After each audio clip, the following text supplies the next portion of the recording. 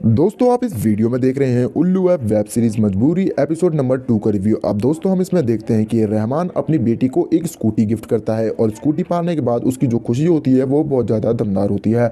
और दोस्तों वो इस खुशी में अपने पापा को गले लगा लेती है और उसका बाप जो होता है वो उसके गले लगने के बाद उसके साथ रोमांस करने के सपने देखने लग जाता है। अब दोस्तों हम अगले सीन में देखते हैं कि वो अपनी सौतेली बेटी और सौतेली बीवी को शिमला लेकर घुमाने गया हुआ होता है। और दोस्तों शिमला जाने के बाद उन्हें एक होटल में रुकना होता है और दोस्तों उस होटल की लाइट चली जाती है, इसीलिए दोस्तों वो एक ही कमरे में तीनों ही फंसे रह जाते हैं क्योंकि दोस्तों तकनीकी खराबी आ जाती है, उनका कंप्यूटर काम नहीं करता और वो तीनों एक ही कमरे में रह जाते हैं। अब दोस्तों रहमान और उसकी बीवी एक पलंग पे लेट जाते हैं और जो उसकी बेटी रहती है वो एक सोफे पर सो जाती है। अब दोस्तों रहमान जो रात का फ़ायदा उठाकर अपनी बेटी के पास जाता है और उसके साथ घिनौनी हरकत करने की कोशिश करता है और इतनी ही देर में उसकी बेटी की आँख खुल जाती है।